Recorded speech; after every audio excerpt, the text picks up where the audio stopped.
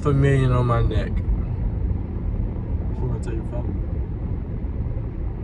I think it's stupid.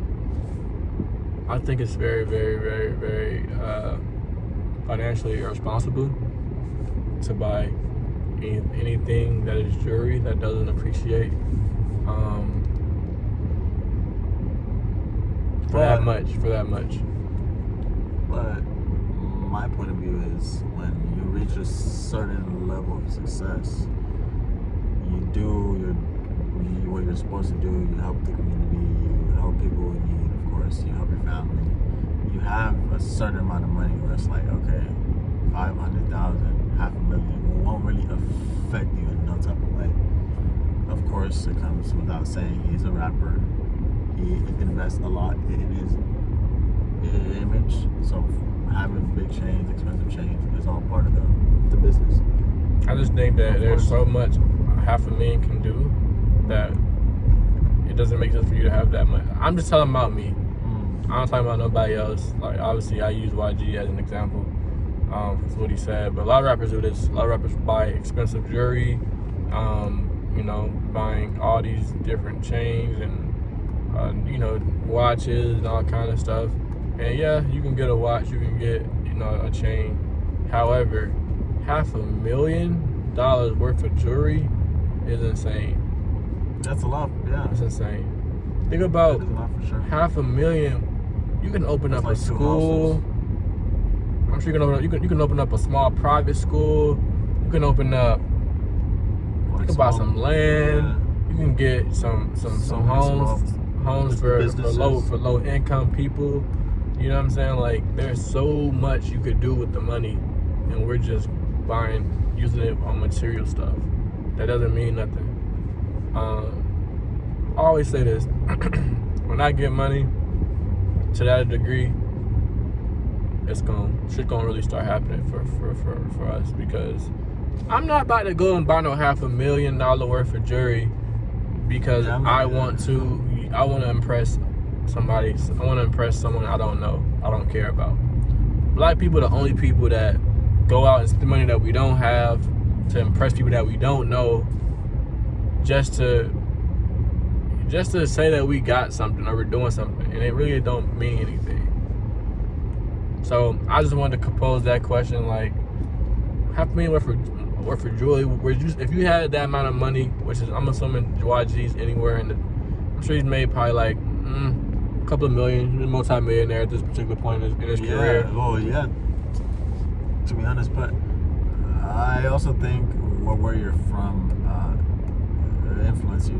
I'm from the hood too. I'm from Atlanta. I'm from College Park, the south side of Atlanta. I've seen guys do dumb stuff. I just choose not to. And I saw a video from Nipsey, and he talking about buying land. He was talking about buying property. He was talking about, like, rather than tricking his money off on liabilities, buying things that were assets that can appreciate in value, because if it's not appreciating, it's depreciating. He was talking about that, and he's from the hood. So I don't think it means anything about where you're from. I just think it's a choice from the individual, whether or not you want to be revolutionary, you want to be a person that with great power comes great responsibility. So, but these rappers are not. What you're saying, yeah. They're not using their quote unquote power for anything. So that's why the community is the way it is. But all these athletes and rappers, black people should have so much infrastructure and so much like land and things. Like, I remember I saw J.R. Smith talk about this. I didn't make a video on it, but I reposted it. He said that one time they was talking during, like, I think it was around the time that one of the black people got shot by the police or whatever the case may be, and they was talking about what they wanted to do in order to pretty much, I think, boycott or pretty much show their respects to. Oh, I gotta get over. We're about to try to do some shit that we probably shouldn't do. Don't do this at home, family. But yeah. So he was talking to. All the players was talking about. Yeah, we're gonna talk to the owners and we're gonna tell them to do this. We're gonna talk to the owners and we're gonna tell them to do this. Or we're gonna tell the owners. We're gonna demand this from the owners.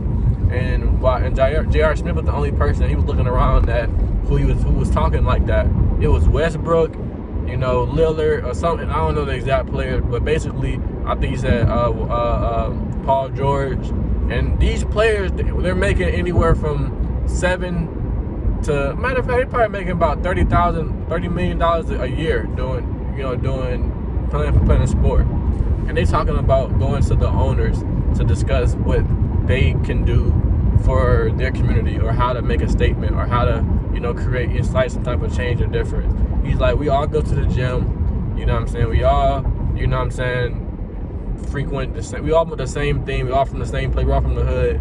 Why don't we forget going to or UCLA?